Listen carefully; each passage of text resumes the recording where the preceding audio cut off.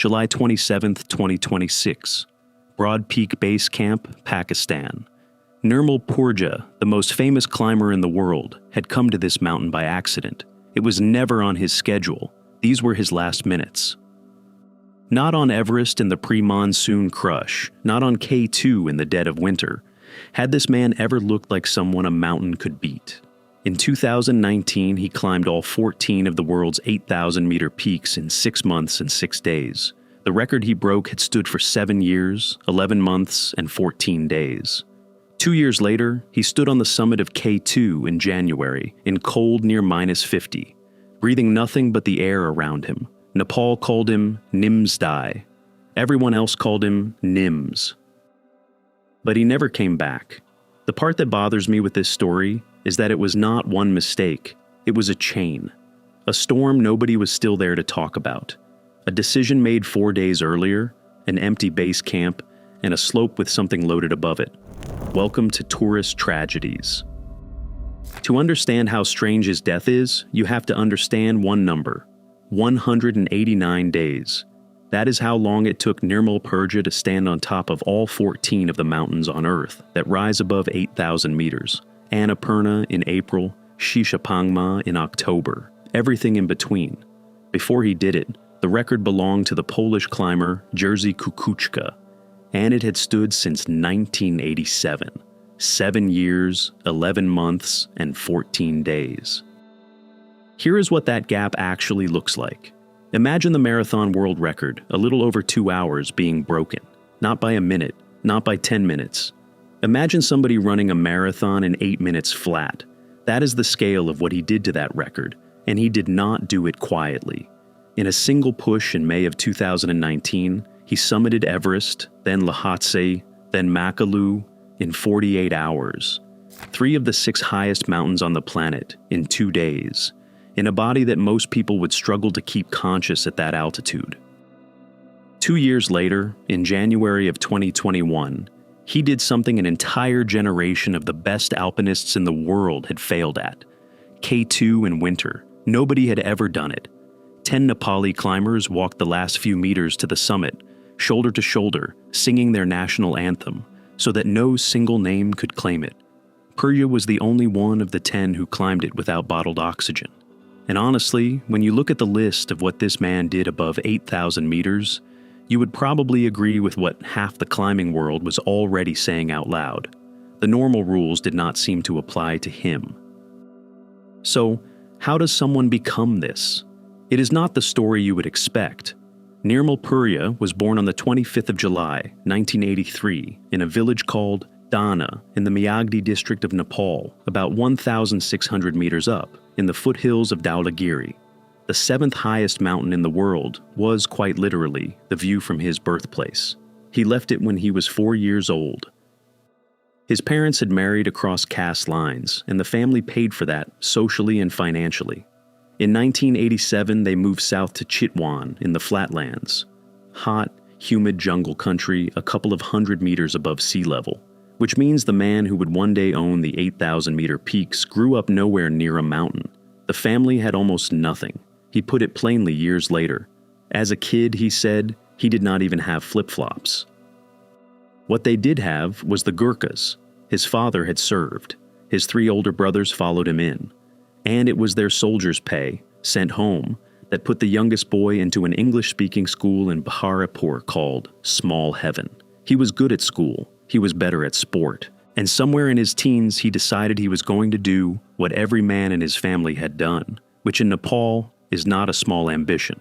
Gurkha selection takes a few hundred men out of tens of thousands of applicants every single year. So he started sneaking out at night to run. In 2003, at 18, he was in Queen's Gurkha Engineers. In 2007, he passed the All-Arms Commando course at Limestone. Then Afghanistan with 69 Gurkha Field Squadron. And in 2009, he did something no Gurkha had ever done. He passed selection for the Special Boat Service, the Tier 1 Special Forces unit of the Royal Navy. Now, here is the part that still surprises people. At that point in his life, he had never climbed anything. He had never even seen Everest. He said it embarrassed him. People always asked whether he had seen it, and he always had to say no. In 2012, on leave, he finally went to look. He trekked to Everest Base Camp, and then, because that was apparently not enough, he climbed Low Bouche East on the way home. 2 years later, on the 18th of May 2014, he stood on the summit of Dhaulagiri, his first 8,000er, 26,795 feet of it, the same mountain he had been born beneath and left behind at 4 years old. Something on that climb told him he was different. He went up faster than people who had been doing it for decades. He acclimatized faster. He recovered faster. He wrote later that he became a beast at high altitude, and that much of it, he believed, came down to freakish physiology. The rest was the military. 10 years in the SBS had given him cold weather warfare, load carrying, sleep deprivation, and a very particular relationship with the word impossible. May 13th, 2016. Everest for the first time, May of 2017. He led 13 serving Gurkha soldiers to the summit of Everest to mark 200 years of Gurkha service to the British Crown. Then he went back up in the same season and did something nobody had done. Everest and Lhotse in a single day, 10 hours and 15 minutes from one summit to the other. Makalu 5 days after that. In 2018, he was appointed MBE. And then, in early 2019, at 35 years old, 16 years into a military career that had been his entire identity, he resigned. Nobody would sponsor him. The plan he was pitching, all 14 8,000ers inside 7 months, sat so far outside what was considered possible that companies assumed he was either exaggerating or about to die, so he remortgaged his house. He took out a bank loan. He funded it himself. Project Possible ran from April to October of 2019. He finished it in 189 days. Along the way, he took a photograph on the ridge below Everest's summit. A queue of climbers stacked nose to tail on a knife edge, waiting. It went round the world and permanently changed how the public pictures that mountain. He also kept stopping. That is the part that gets lost. On Annapurna in 2019, in the middle of a record attempt where every single hour mattered, he turned his team around and went back up to find a climber stranded high on the mountain. Rescues became a pattern, and he built a reputation and then an entire company on one idea. Nepali climbers should be the names in the record book, not the invisible labor behind it. Then came K2 in winter. Then came Netflix in November of 2021, and a film that made him famous to millions of people who had never once thought about mountaineering. Then his foundation in 2022. Then his Nepali citizenship, formally restored in November of 2023. He was not universally loved. His use of bottled oxygen on the first project drew criticism from purists. His commercial expeditions drew more. In his final years, his name appeared in public disputes he never fully resolved, and his legacy is still being argued over right now. But by the summer of 2026, he had a wife, Suchi, a daughter, Heimani, a company, a foundation, a record book with his name running through most of it, and one clean, enormous goal left to finish. Life was quite simply perfect. The goal was this. Purja wanted to become the first person to climb all 14 8,000ers twice without supplemental oxygen. 14 more, no bottles. On top of everything he had already done. It would also give him 3 complete rounds in total, which nobody in history has ever had. He flew to Pakistan in the summer of 2026 for Gasherbrum 2.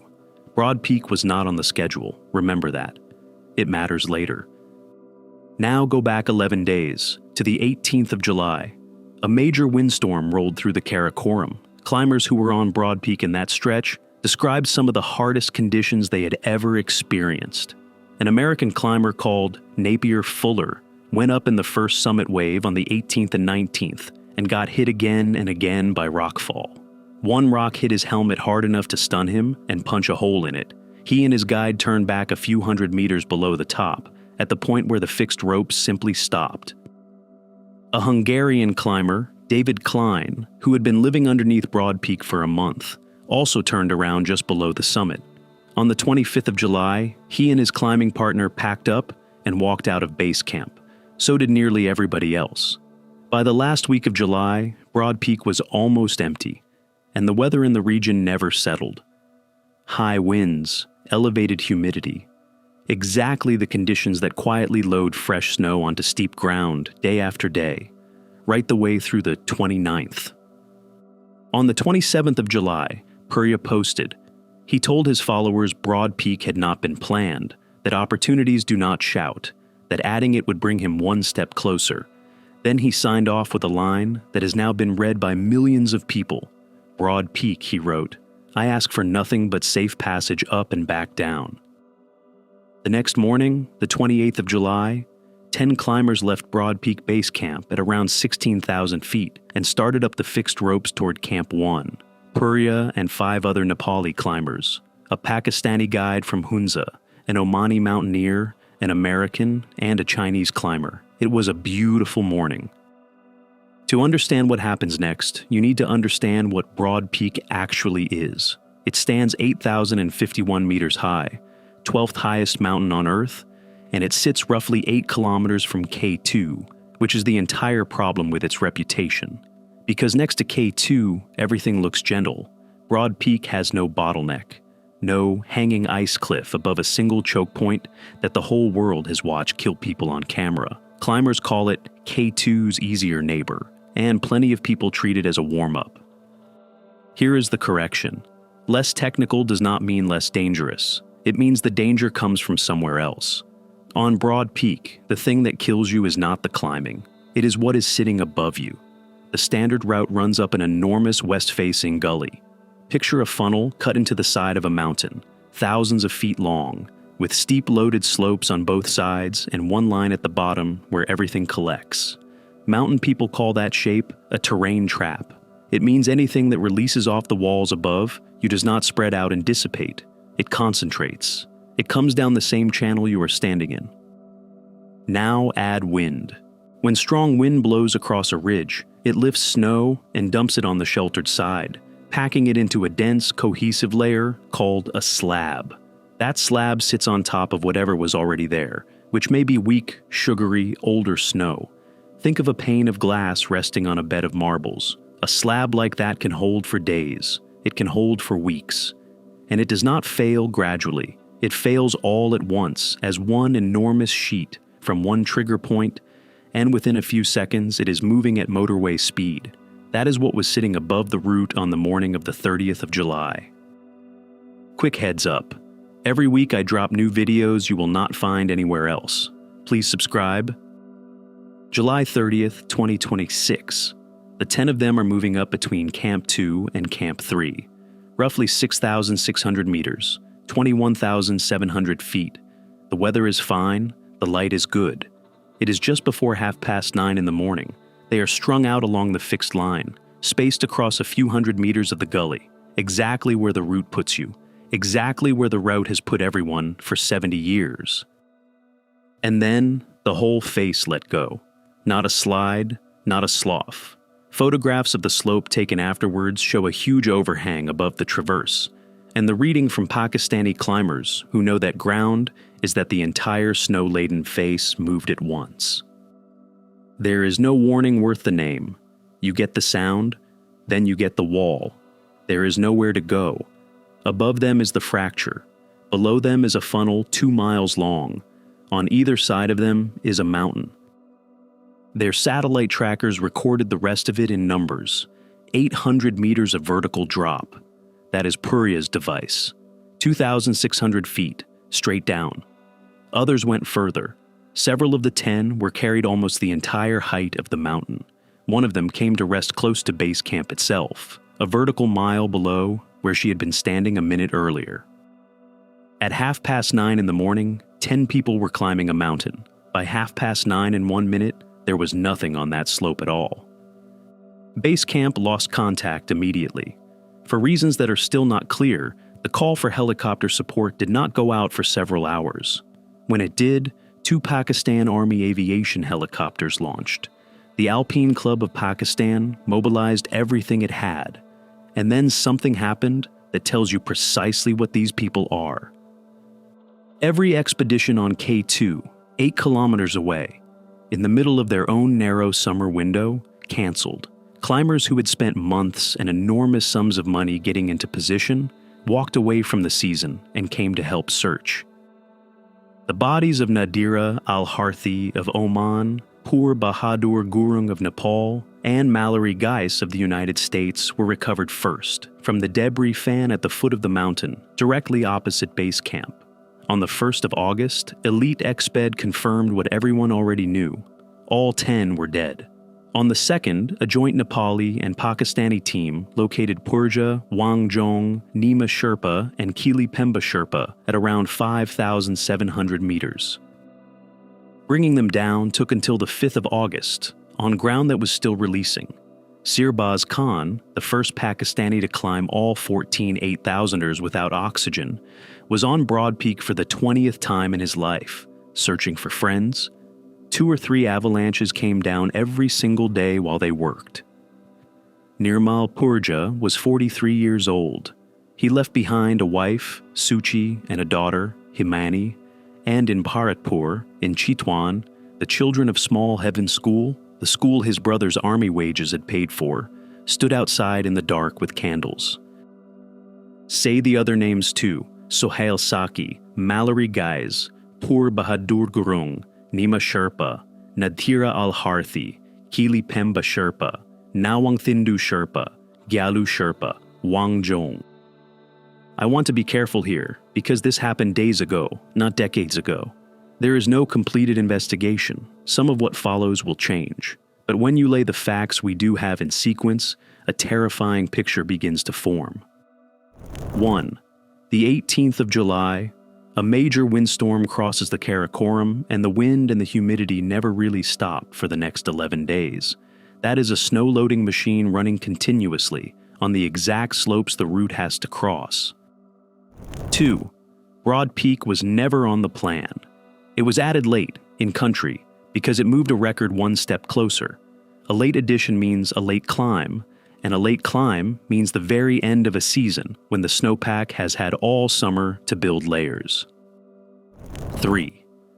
Almost everybody else had gone home. That sounds like a scheduling detail. It is not. Other teams are your information network. They are the people who tell you the slope above Camp 2 felt hollow yesterday. They are also the people sitting at base camp with a radio when something goes wrong. By the 30th of July, Broad Peak was nearly deserted. 4. The terrain. A west-facing gully with a loaded face hanging above it, and one line through the middle of it where every climber has to be. 5. The response. Hours went by before helicopters were requested. Not one of those 5 things kills anybody on its own. Climbers push late seasons all the time. Teams climb empty mountains all the time. Loaded slopes hold all the time. Aviation safety people call this the Swiss cheese model. Every layer of protection you build has holes in it, and you are perfectly fine, right up until the moment every hole in every layer lines up and you can see straight through. On the 30th of July, on the west face of Broad Peak, they lined up. 3 days before he died, Nirmal Purja wrote something on the internet that had nothing to do with records. "My purpose has never been about me," he wrote. "It is about what I represent." He asked that mountain for safe passage up and safe passage back down. He got the first half. Nirmal Purja died because every small invisible failure lined up perfectly for a tragedy nobody could predict. So, here is my question for you. When almost every other team on the mountain had already packed up and walked out, was that information or was that an opportunity? Tell me in the comments what you think you would have done.